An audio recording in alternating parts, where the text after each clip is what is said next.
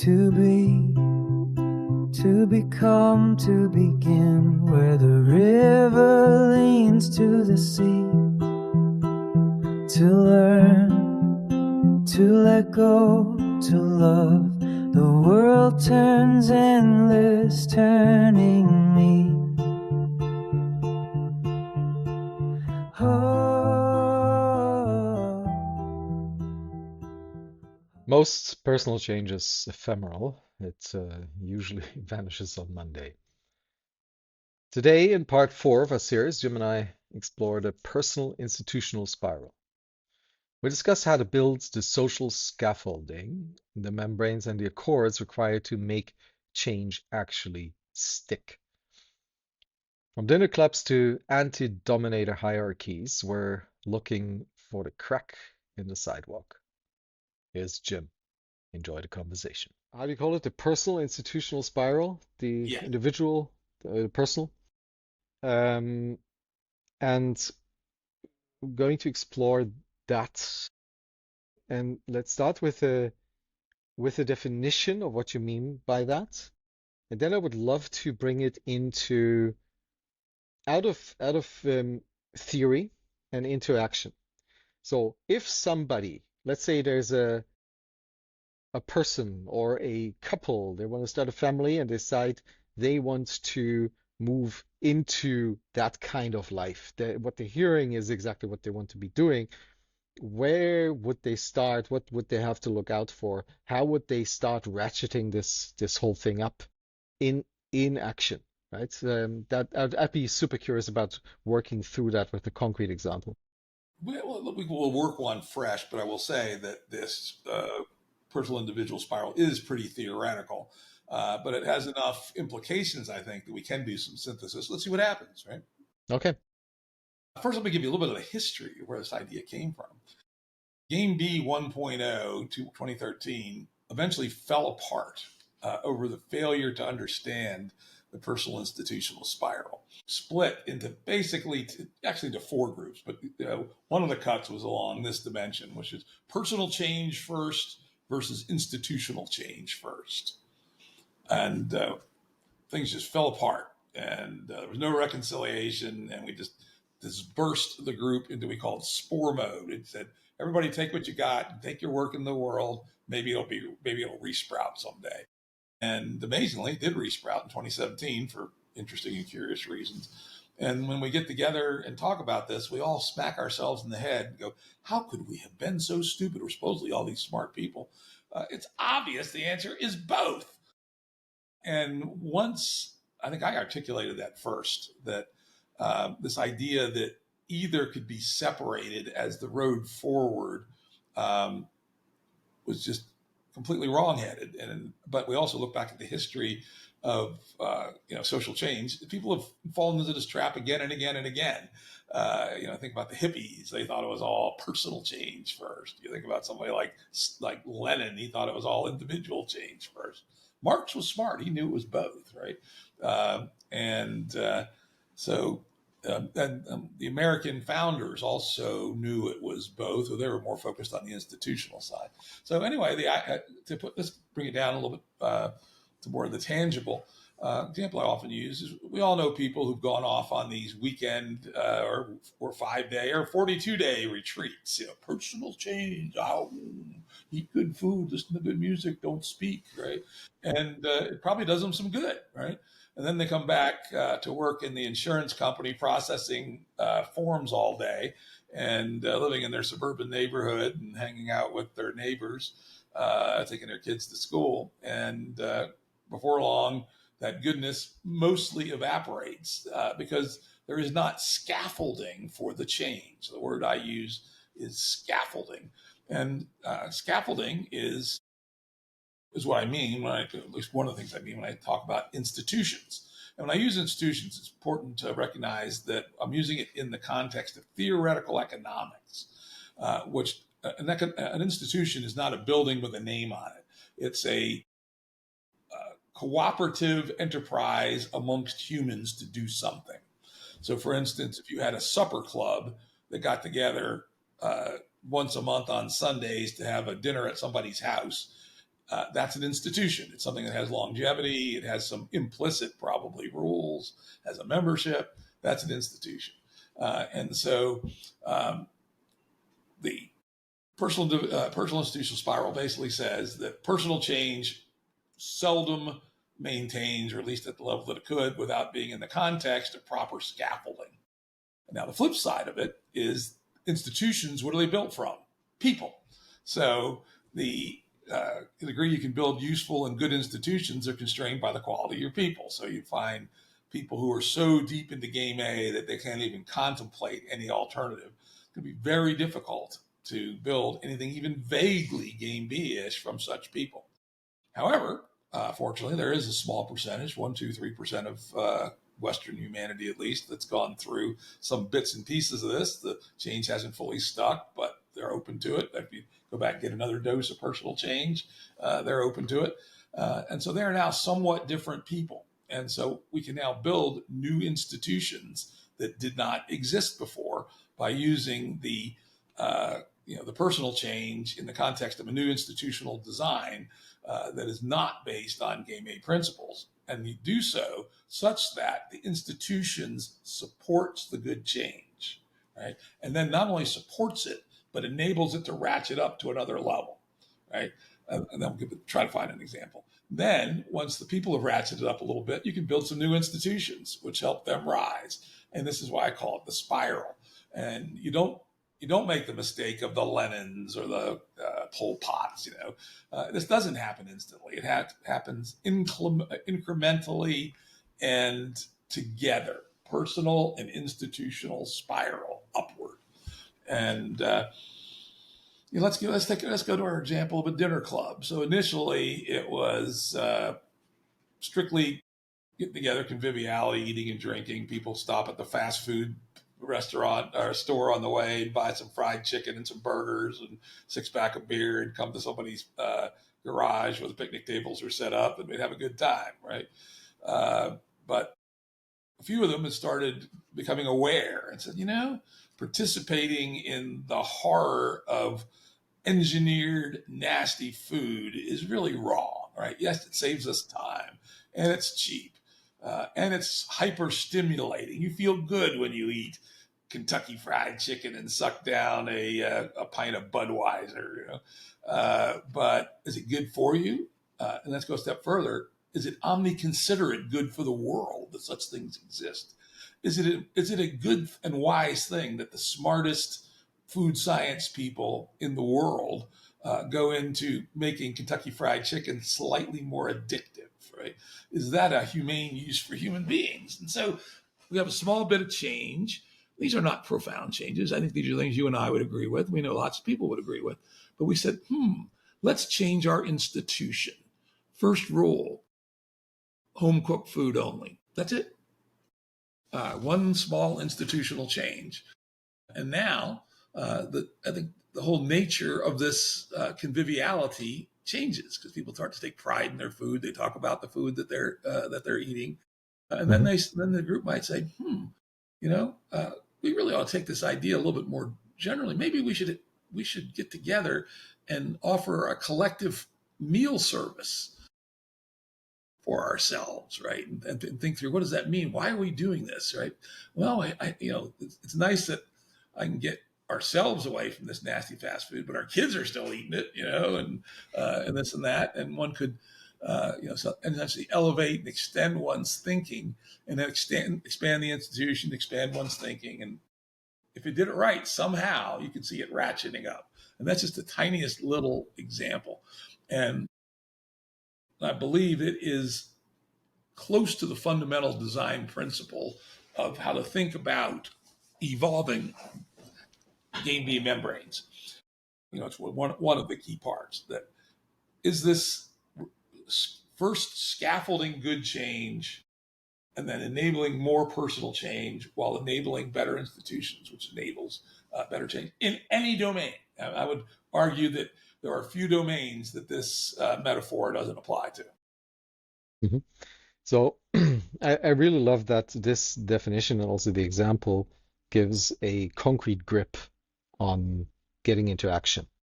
Because it doesn't mean that we have to look at the big institutions of our democracy, for example, and find out how we start changing them. But it means that you can start with something small directly in your life and start ratcheting up from there. I like calling this following the crack, or following the wind, or following the water. Like Tyson Yunkaporta taught me that a really, really good way to get into understanding of your bioregion is to follow the water. Meaning you will learn to understand the interaction of the entire system that makes up your bioregion, and as you do so, you become part of it. And the way you know that is that the water accepts you, which means that when you enter the water, the fish don't swim away because you taste and smell like that bioregion tastes and smells. And if you do the same thing with the the small institutions of your life, like you just said, group of friends continuously at a regular some regular pattern meeting for something, and then questioning the behavior in that and ratcheting it up slowly will automatically expand over time into something much bigger. Further, you can apply it at any scale. So I intentionally chose about the smallest scale possible for the example there we were just working on. If let's bump it up a level to the classic game B, proto B concept of a community of people on the ground who've bought or leased some land or trying to live together. This becomes far more salient there. Yes, and maybe at the same time, while doing that, we can explore what are some design principles and constraints that should be put into place to optimize for the desired outcome, which is an actual ratcheting up so that there's a continuous growth mechanism embedded somehow. Okay, before we do that, actually, there's something that's hugely important that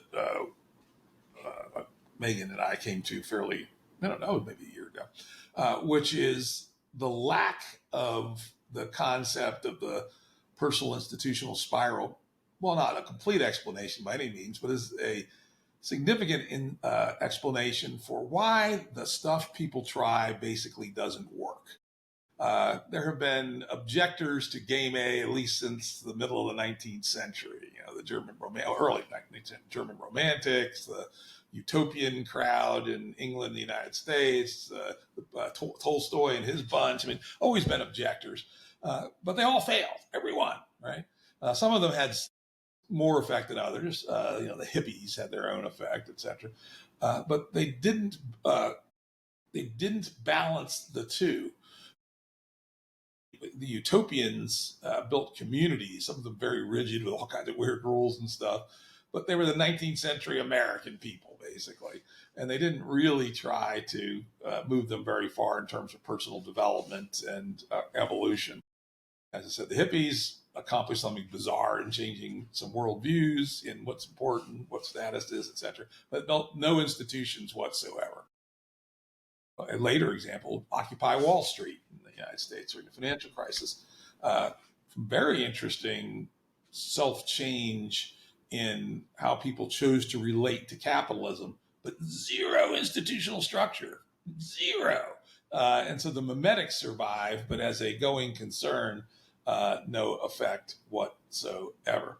So I think it's interesting and somewhat curious that nobody has, at least that I'm aware of, explicitly has found this pattern that we have to build the two together and consciously realize that they're very tightly interlinked, and that they're not only interlinked statically, right? So you scaffold change, but that there's this dynamics of spiral. So there's the opportunity for both sides to keep going up as far as it can go. We don't know how high it can go.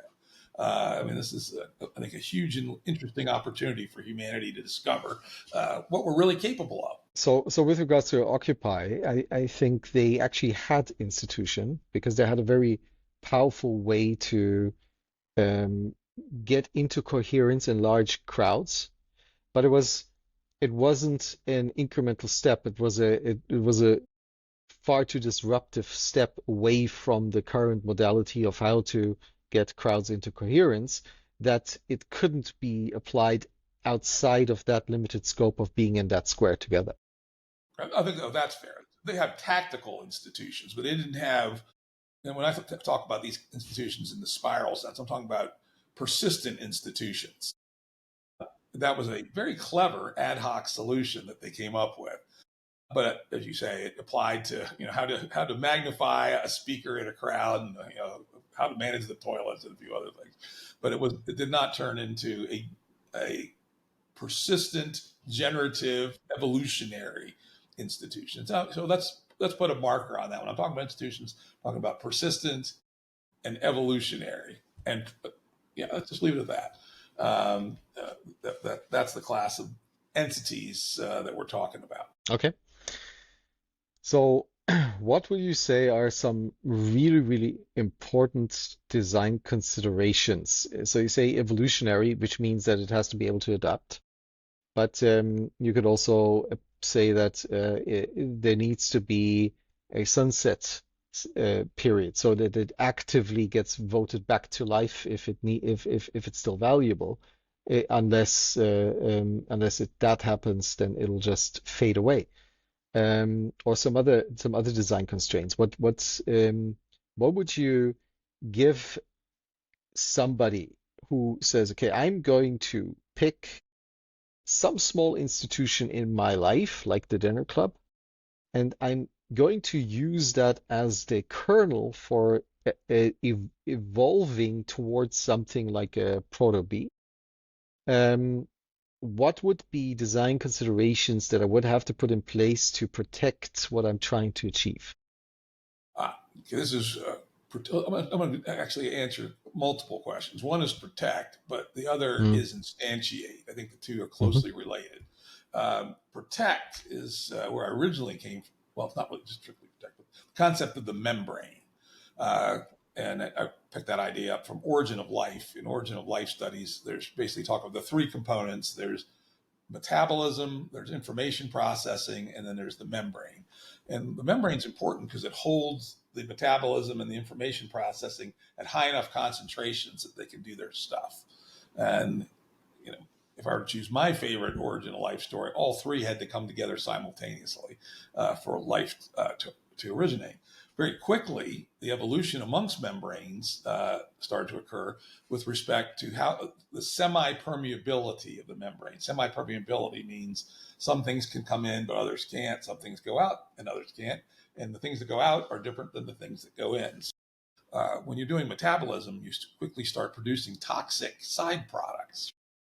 Break down long chain chemicals into short chain chemicals to get energy, but some of the things you break off are poisonous. So a membrane that encourages the poisons to leave the body is very advantageous for evolution. A semi-permeable membrane that lets glucose, for instance, sugar, in would be a huge advantage to a membrane. It might be a dumb membrane initially, but if it allowed glucose to infuse, that would be huge. Or saline, maintain the salt balance. In fact, it's thought that our membranes, one of their main jobs is to maintain the salt balance in our cells to be approximately what it was 3.5 billion years ago in the ocean. The salinity of the ocean is a lot lower then than it is now. And so our biochemistry would not work with current ocean water. But apparently it did work with the lower concentration of salt 3.5 billion years ago. So isn't that odd that some percentage of your DNA is allocated to preserving a rough simulation of ocean water 3.5 billion years ago? So to protect and enable and scaffold, you have to think of what you're doing as a membrane and do so objectively. So let's take the dinner club. So just one more tangent on the membrane. This filtering that takes place through the membrane requires some energy, right? How do you design membranes such that the energy cost for the filtering doesn't exceed the actual Okay, I'm going to benefit go of there it. in just a second, but let's Okay. close off on the semi-permeability since Yeah. these are Okay. different examples. The most obvious answer for the semi-permeability is who are the members? Who do we invite? Who do we expel or encourage to leave? So let's just leave it at that as an example of a semi-permeable membrane for the dinner club. Now, the second part starts to getting to your question of sort of principled design. How do we make sure that this thing makes sense? In fact, the language I use is membranes have to work. And again, this has been the failure mode of so many attempts. My farm, for instance, we bought from a failed hippie commune. Right? They were just totally incompetent. Couldn't make anything work. We found like their checkbook. It was pretty funny. It was just like they didn't make it work. They just could not make the membrane work. And so every membrane must take on the ownership of the concept that it works at least for now, or for the period that we want it to work. To your point, we might choose it to be, we're doing this for a year, then it sunsets unless we decide otherwise, or it might be a perpetual membrane, or it might be a membrane that renews itself every 3 years or something. But so for some design life, it commits itself to establishing an internal operating system such that it works. And so let's take the case of the members of the dinner club. We're keeping this really simple. Some mechanism by which we authorize new members. In the game B world, we had in the early days when we were growing rapidly, too rapidly as it turned out, we had some arcane little voting mechanism, and some fair number of people did not get voted in, but there was a rule. We never had to. Well, we did have to expel one person, but we used a very ad hoc method for that. But a fully thought through, even micro membrane would have membership and dismembership attributes. Now, next, to generalize that up one level, and this is one of Megan's great contributions, she refers to the operating system, whether implicit or explicit, and will be implicit in many of the smaller cases, as the accords, what we have agreed to. And we both agree that making your accords more explicit without making them rigid and static is important and hard, because the whole game B approach it's around dynamics and change and experiment and limits to knowledge and things of that sort. So the idea that we write a constitution in 1787 and we're still living by it today is kind of crazy in game B world. So whatever accords you have to be assumptively unfolding and metastable, not rigid. But if you don't even understand that you have the concept of accords, it becomes difficult to be objective about things like the in and out rules, right? Or the rule that we just had. An example of an accord rule would be the rule we had, can't buy the food at fast food, got to cook it yourself, right? And then after a year, we might say, not only have to cook it yourself, you got to use organic ingredients. But we all agree, and there is a governance mechanism by which we agree to be bound. And agreeing to be bound turns out to be, we think, essential to defeat the multipolar trap. The multipolar trap is when one person does the wrong thing and advantages themselves against everybody else, which forces everybody else to do the wrong thing, at least incents them to do so. So, say, for instance, somebody who's feeling lazy one day and brings Kentucky Fried Chicken, right? God damn it. But if we have accords that say, nope, sorry, that's not allowed. Get that shit out of here. We're not going to eat the Kentucky Fried Chicken. We're going to throw it in the trash. You're going to watch us throw it in the trash. We're all going to piss on it. Right, that's our accord. Guess what? I bet you nobody brings Kentucky Fried Chicken again. But having those accords is the best we have found yet for defeating at least some classes of multipolar traps. Now, next concept, closely related, and that is we call currents. Another Megan innovation. She came up with the term. I think the idea was sort of floating around, but give her credit for the term. And that is, how do you know that you're in a game B membrane? And that is, doing the right thing feels like doing the right thing. Right? How many times when you're out in game A and you want to do the right thing, it turns out to be the wrong thing for game A terms, right? Oh yes, I can spend 4 hours sitting with my sick friend, or I can go rack up 4 more hours of consulting hours, right? Game A says, the $120 an hour consulting money, that'd be mighty good, right?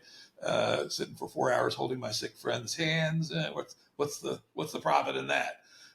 In a proper game B membrane, the answer may well be spend 4 hours holding your friend's hand, because the currents are different. And again, to the fried chicken example, it would be a very big faux pas to bring the fried chicken to the dinner.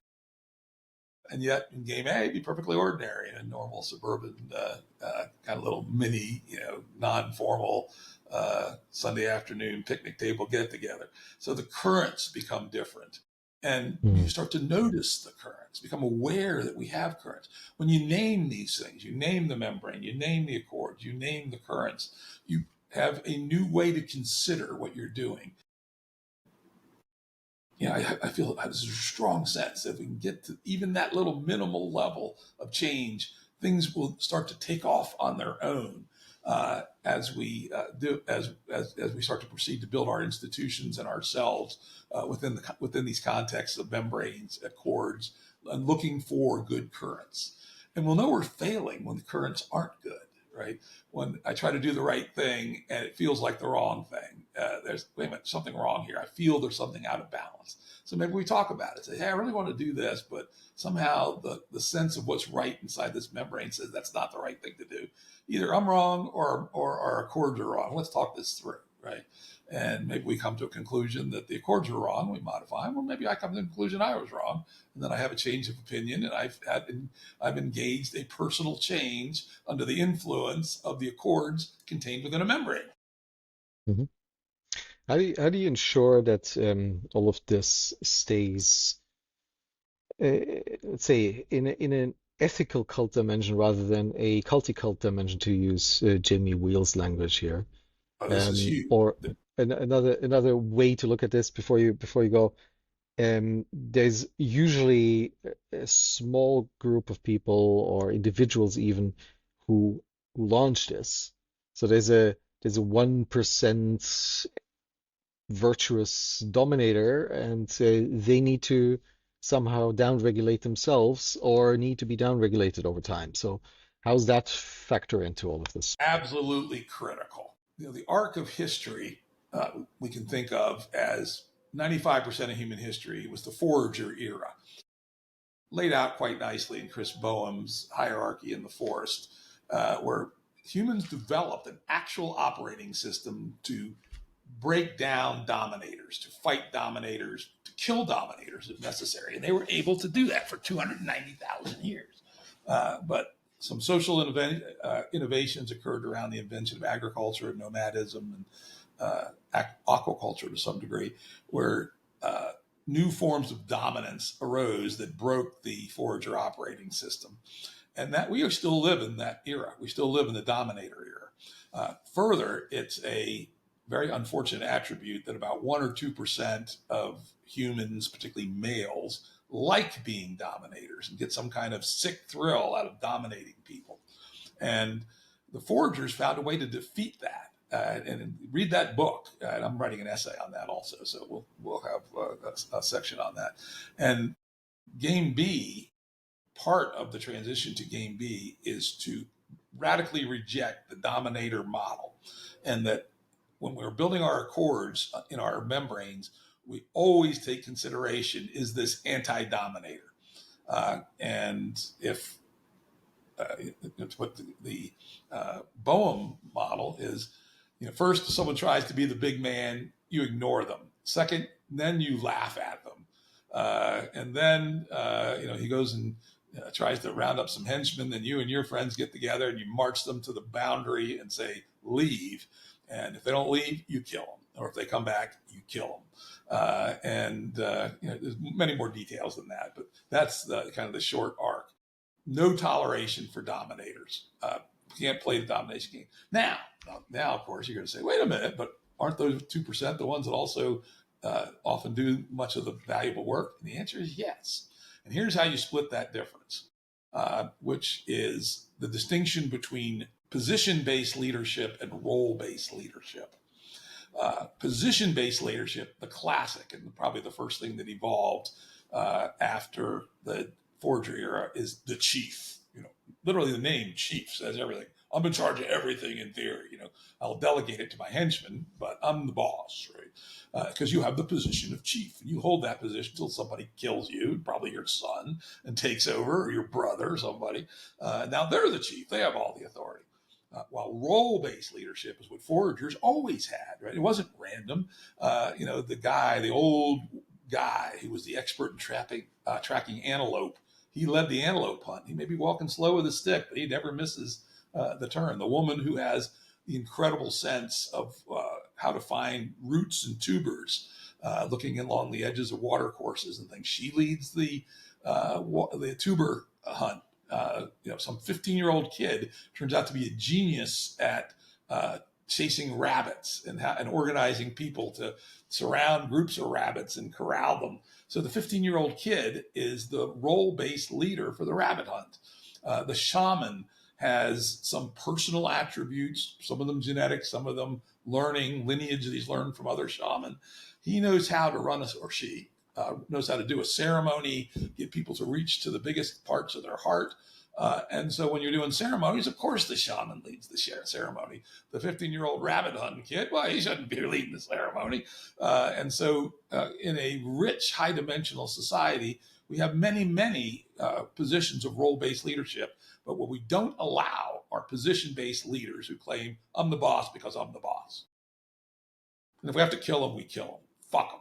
That's, I think, the final move as the getting rid of the dominator is one of the most important aspects of positioning to game B.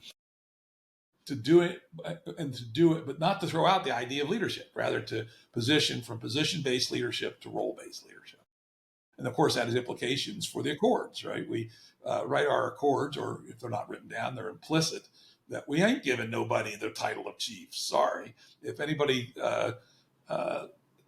looks to be claiming like something like a title of chief, it is our accord that is contrary to our values. And those roles need to be deeply meritocratic to avoid the slippery slope into mediocrity.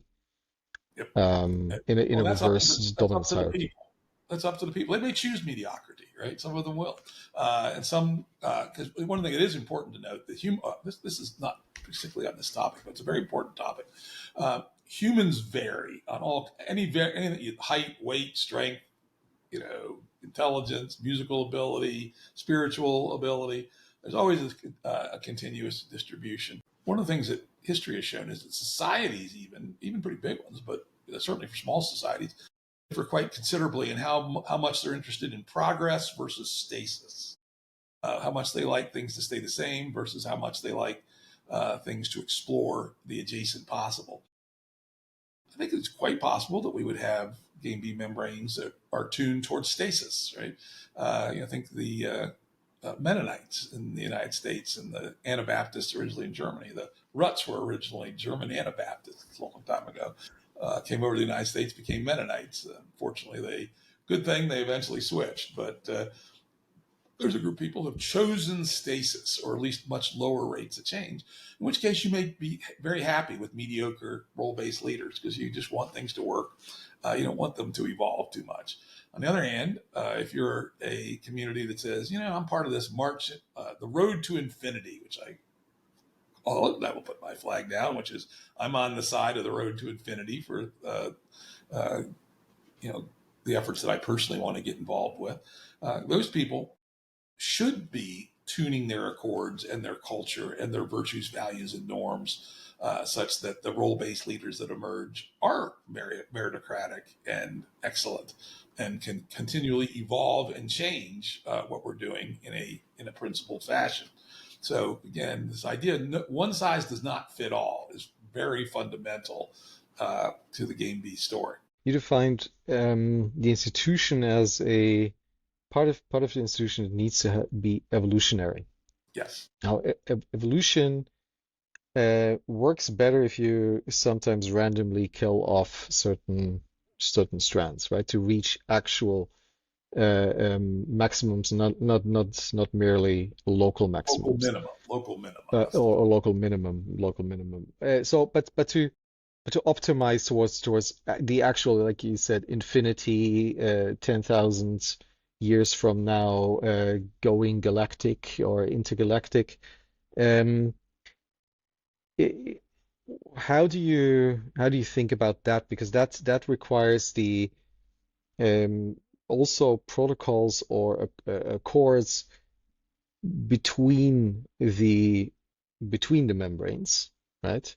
So the Oh, absolutely. membranes, right, is also the once you have some metastable state when inside of your membrane, how is that scaffold up into the hole so that it actually optimizes towards a proper evolutionary path that doesn't lead to mediocrity, because that's where you don't want it. Yeah, at least on that side where you're expert. Let's defer that to our next conversation. That actually belongs in the Yeah. embryonics conversation, as Okay. opposed to the we've incorporated a fair bit of embryonics, just enough to understand what it is. But the full theory of embryonics addresses exactly that question, amongst many others. So let's put that down as a next topic, and let's continue to drive into the personal institutional spiral.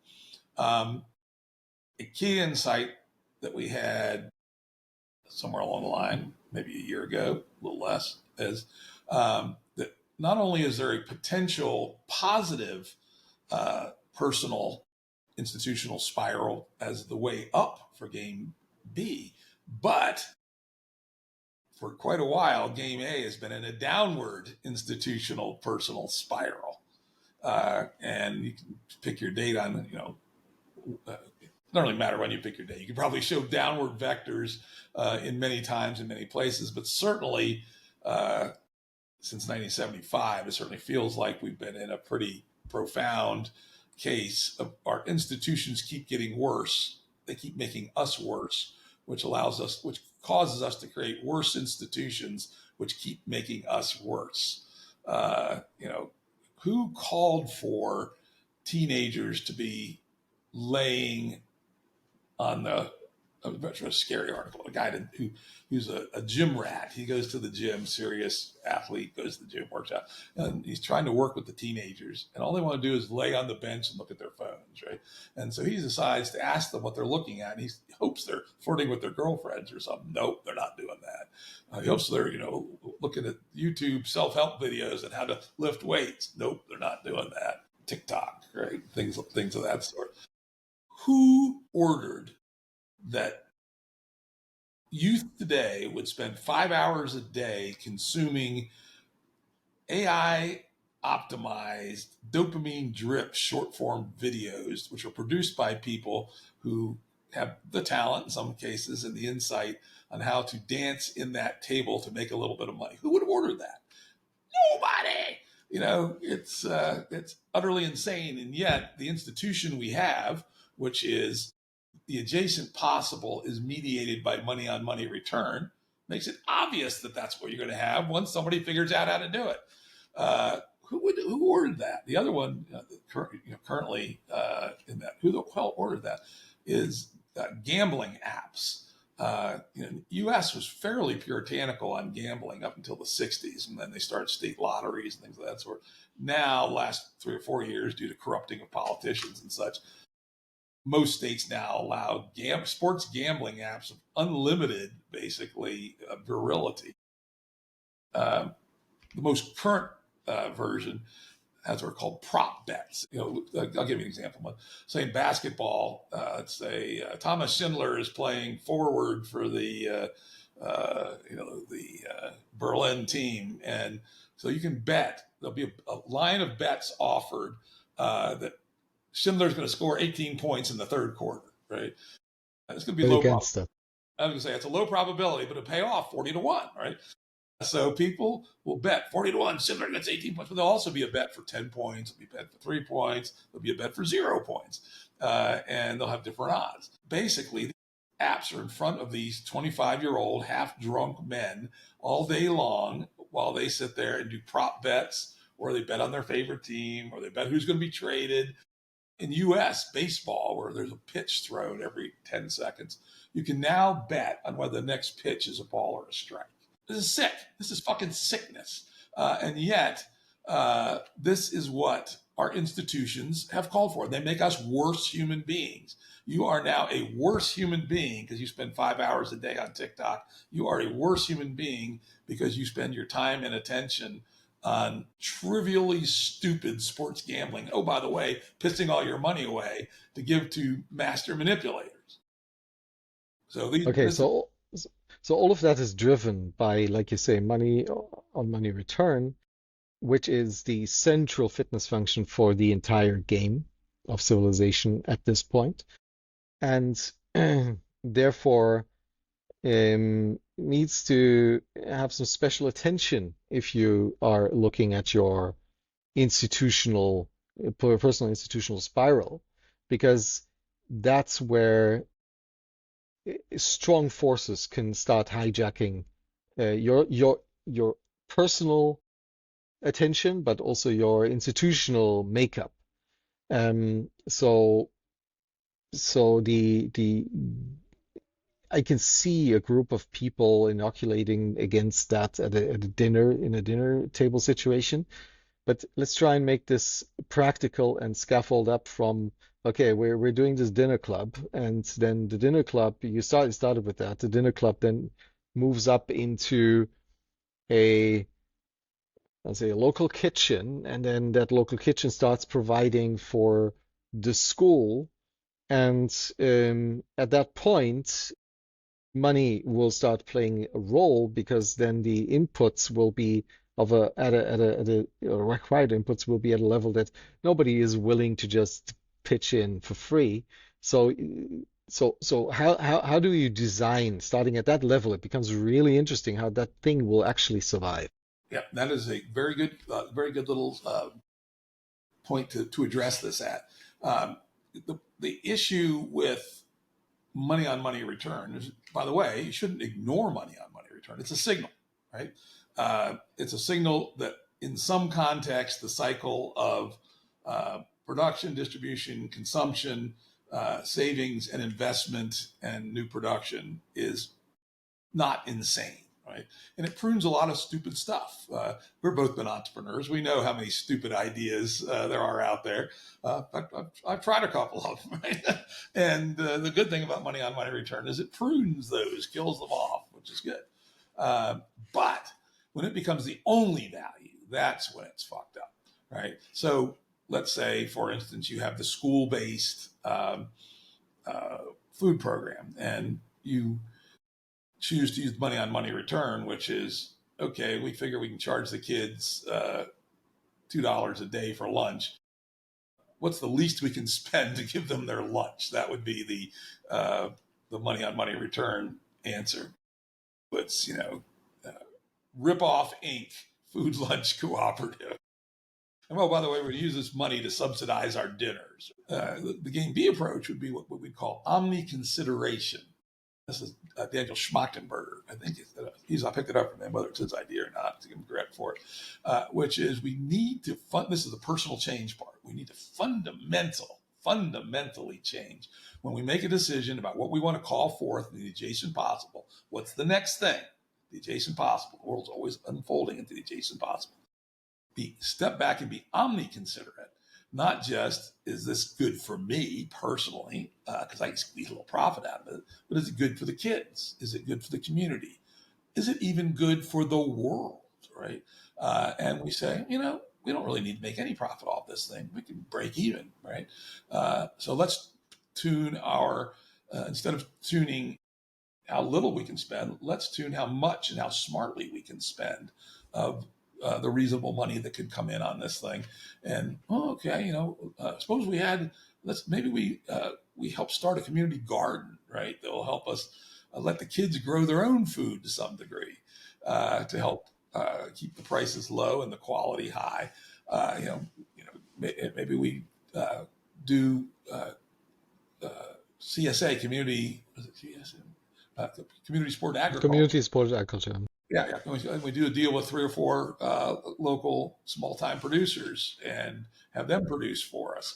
And that would be the omni-considerate way to balance the resources with other agenda items. It's the lack of the other agenda items that's the killer on money and money return.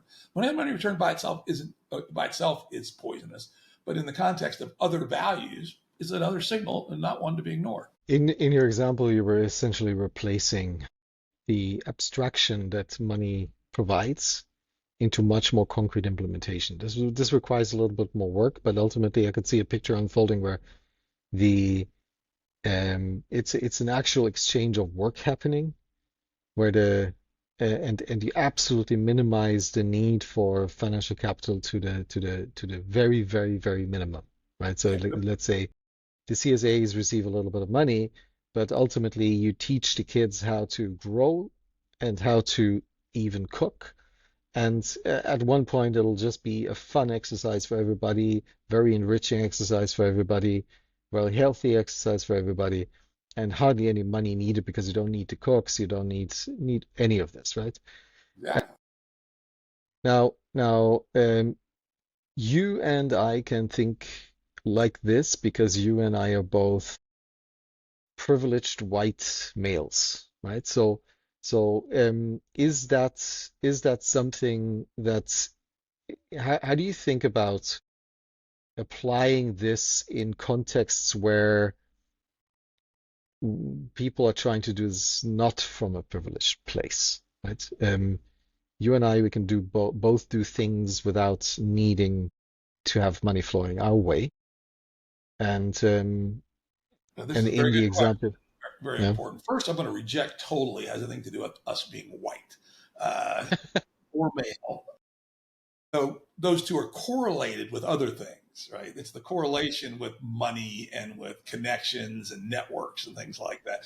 And one of my pet peeves about where the world ended up, especially on the progressive side, is this obsession with identity, of the stupid, shallow kinds of identity. And so to save ourselves, we have got to get out of that box. Don't ever think about yourself as a white man, right? You're a free agent in the world. You have some advantages, but they're not, and they're strongly correlated with being a white man, but they're not because you're a white man. You must be like me. Must know a whole bunch of really stupid fucking white men, right? And evil white men. There's plenty of them out there. Nothing great about being a white man. It's just a thing, right? And I know plenty of really wonderful, wonderful woman, a black woman from Senegal, right? This is one of the greatest characters I know.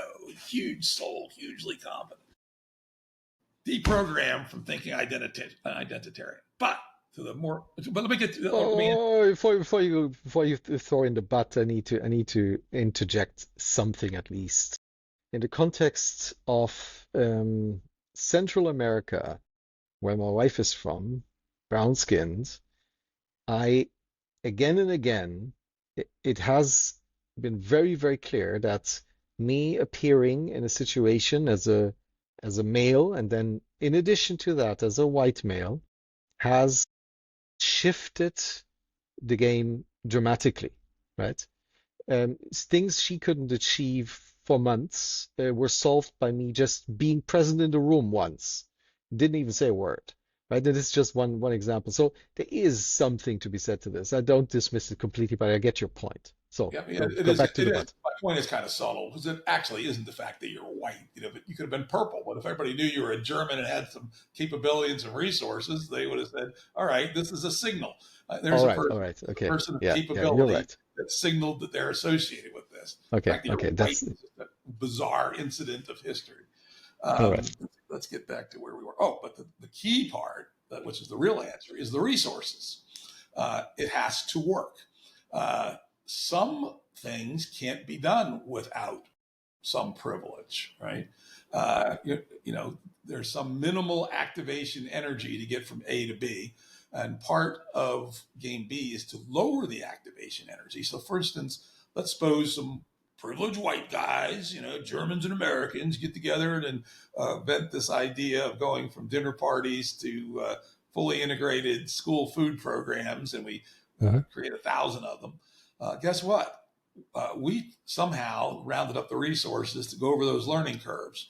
If we document all the learning curves, the next group of people don't need to have nearly as much resources. They can jump several levels. They may go all the way to the end. And so that's one. But the second, and this is again, got to work, be realistic, people, only do things that will work. Don't try to do things that aren't going to work. And that could mean, how do we corral game A assets and bring them into game B? And I will say the very good news, since we started working on this in 2013, is there are more and more people who have, grossly excessive means, who are open at least to allocate some percentage. Might be 2% of their assets, but a person's a billionaire, 2% of their assets is a lot of money, into these kinds of experiments. And I suspect that if the experiments work, be able to get more. And so absolutely key to making game B something more than just a talking point is to build the financial plumbing to gather game A resources in many different ways. Those can include game B businesses that work. Those can include donations. Those can include, and probably in the early days, maybe the biggest single source, there could be a bunch of game B members, but they're independent members. They're not yet affiliated with any particular membrane, or it's a light membrane like a dinner club, and they may agree to donate $5 a month each, right? Like a Patreon or a Substack type subscription. And you got, let's say, 1 million people like that running around the world. That's $60 million a year. Not a lot of money, but it's enough to do a fair bit. And so one has to be rigorously honest about what it takes. Some people will not have the resources to make the jump. Others will. But we should also invest in lowering the activation energy so that more and more people can do so with less and less resources. As we gather more and more resources, and by the way, there's a positive feedback loop here. This first group of billionaires, they put some hard money in to do some hard things, and some percentage of it works, some percentage it doesn't work. But we lowered the activation energy. So whole classes of things are now lower risk.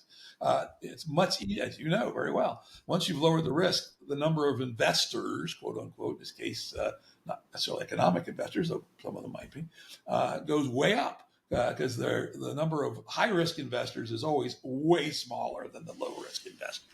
So just take this fairly, utterly commonplace view from entrepreneurial finance and repurpose it to gathering game A resources into game B. I want to bring in maybe a supporting infrastructural element that ties what you just said, which I would categorize as documentation, with the transparency of the accords and changes of the accords. So what I'm seeing in my mind is something like a Git, to which my institution starts committing the accords and all the changes to the accords. And my friends over there, they can go and fork the accords and mix and match to their own liking. So they have their own set of accords, which then they can evolve into whatever they need in their context. Same for the documentation. I'm talking about, let me speak specifically about documentation. Okay. We identified this early on in game B as a failure mode of why things like this hadn't worked before. The people who do typically are not good at documenting, right? They don't have the skill, they don't have the interest, they don't have the time. And so something I've had in the model since the beginning is the concept of a documenters guild, a group of people on a worldwide basis who have committed as at least part of their vocational and avocational work, probably avocational initially, they won't get paid, but eventually they can get paid, is to embed themselves where necessary and for the time necessary to real game B projects and help the people document what they're doing. Busy people, the last thing you do is write the documentation, and mostly never gets written. But if we had Documenters Guild, we could lower that activation energy absolutely tremendously. Now, closely related, because you talked about the idea of the Git and the fork of a core, great idea, absolutely is part of it. I call that a part of the horizontal information platform. But perhaps at least as importantly is the communities of practice around these things. So, for instance, let's say there's a family of Fort dinner clubs. Let's say there's 5,000 of them. And they're all different. They're all different accords, but they're then the member of the community of practice of Game B dinner clubs. And that community of practice may have face-to-face meetings, may have conferences, may have its own journal, has its own mailing lists, etc.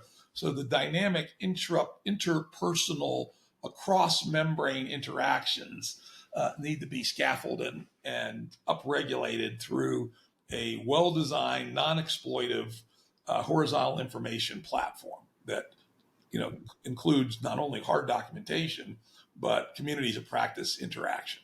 Let's follow that a little bit. Do you think that could be a useful implement or application of this large language model stack that we just are beginning to learn how to play with?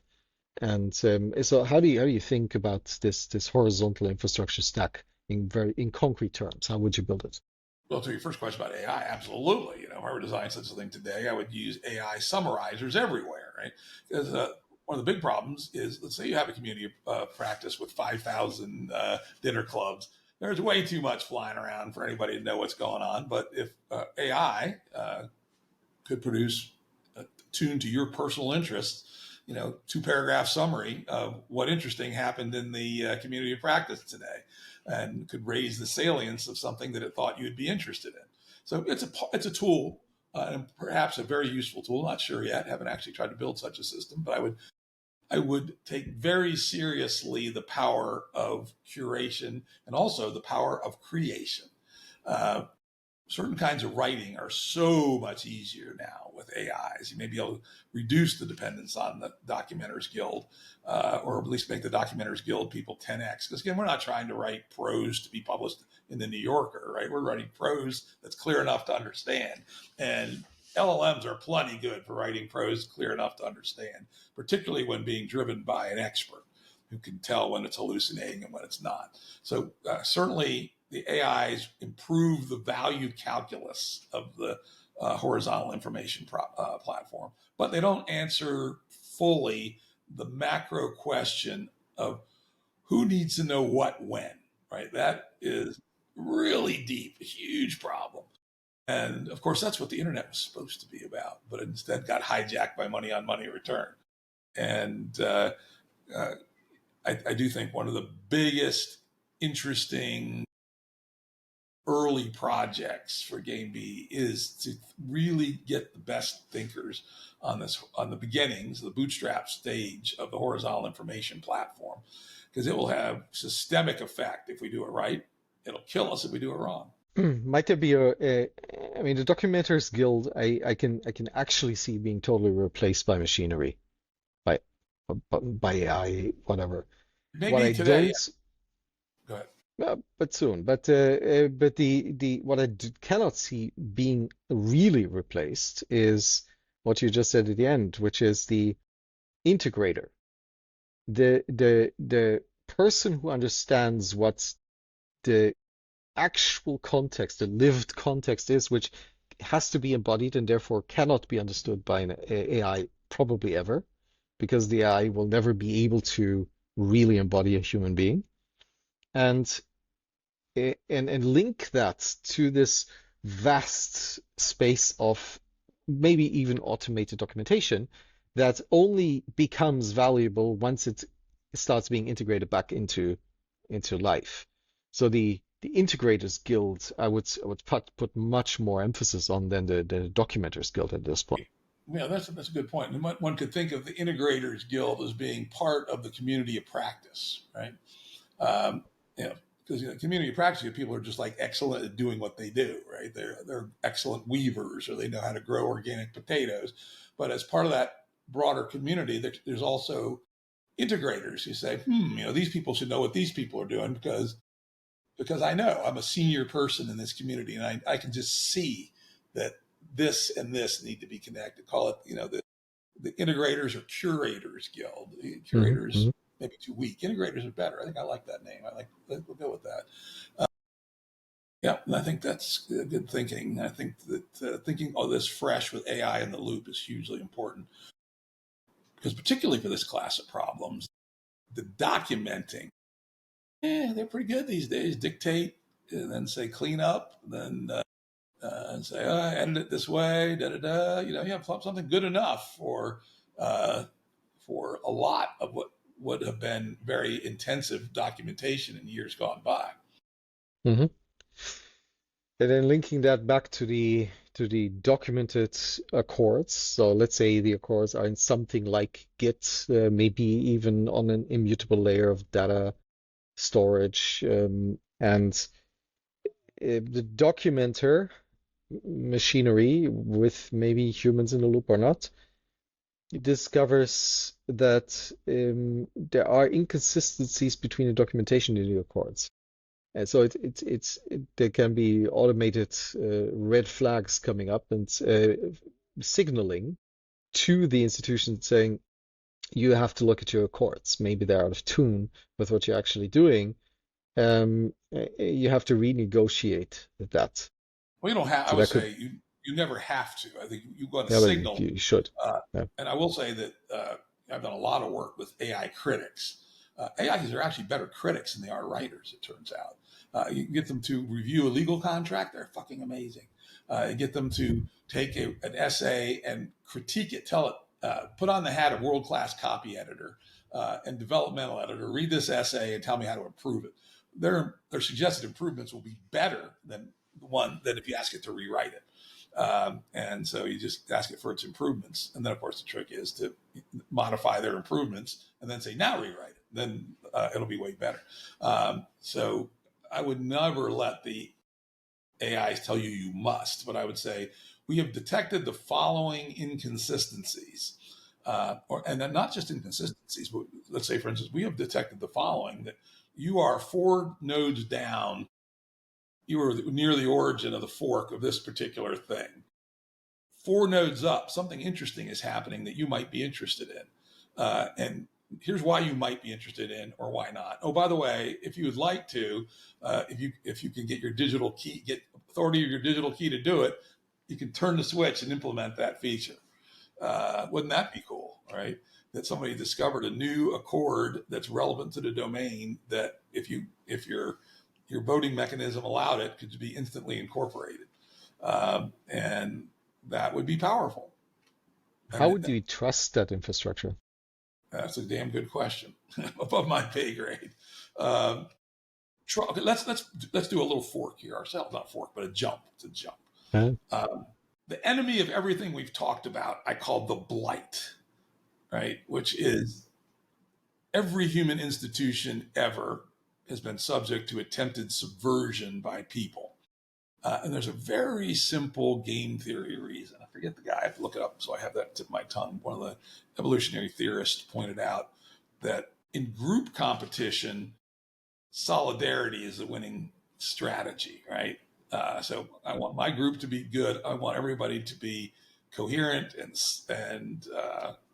in alliance and operating in good faith. However, at the individual level, freeloading and cheating is always the winning strategy. Let's take the Forager era where they did fight. These were not peaceful people necessarily. There's amazing genocidal examples and things. But if I'm in this band and this band is going to go to war, I have some benefits of my band winning, but I also have some benefits of me not fighting. Right? So right there, that very simple example, I have the incentive to either disappear or be in the back of the lines and avoid conflict, while more muscle-headed people are out in the front lines with the spears, and that is a undefeatable phenomena of game theory. It is a nature of reality. Now, you can address it through culture. This is huge, right? In a soft-ass, pussified culture like the one we live in today, it's really easy to be opt-out and be a defector. There's no consequences. In fact, you might actually be valorized as, oh, he's a sensitive soul. That one gonna fight. Bullshit. You're a fucking loser. In reality, if we had a society where courage is considered the number one value, which under, let's say, Greek civilization, Aristotle, it was, right? Aristotle famously said, without courage, all the other virtues are impossible. And so if you had built from the beginning the ethos in the accords, in the currents, in the culture, that courage is the most valorized of virtues, then the probabilities of people becoming defectors goes way down. So we manage this fundamental game theory reality by developing a culture that works against it through basically accords and virtues, values, and norms, which are the actual instantiation of the accords. This is key stuff. And if you fail on this, the blight will win. The other issue about the blight is the blight always operates best in opacity. Transparency. We had the example we heard about Oroville, right? Here, you wouldn't expect corruption in Oroville. Apparently, it's widespread corruption, people stealing the natural resources. Why? Because the accounting isn't good. No one knows what's going on. And if the more radical transparency there is, the less opportunity there is for bad actors and defectors to steal from the commons, essentially. And again, this should not be fucking tolerated, it's amazing that we tolerate this scumbaggery in our society.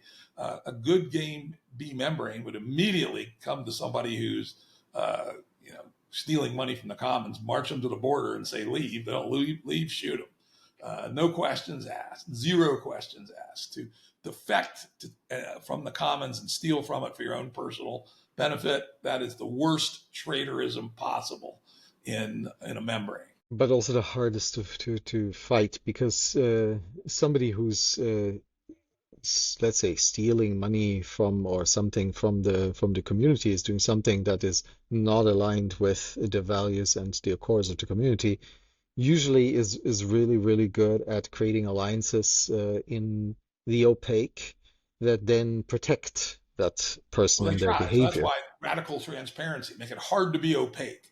One of just a very simple thing we put in early was like, where do you draw the boundary between radical transparency and privacy? That's of course a huge question. When it comes to finance, I'm a radical transparentist. I have gone so far as to say I would like all financial transactions to be world readable, period. I think I could live with that. And now, in the actual final write-up that I did right before Game B in the late Emancipation Party, I did allow what I called vice money, that each person could have a relatively small amount of money that was not trackable, but it only lived for 30 days. And so it circulated and had to get back into ledger money within 30 days. But yeah, you want to go out and hire a hooker on the street with your vice money, go right ahead. Nobody will be able to track you. So you could have, and again, beauty of accords is you can design anything you can write down that works. But I personally believe that when it comes to finance and formal signaling modalities that have consequences in the world, radical transparency is a bigger winner than concerns about privacy, particularly in a world where we can trust our governance.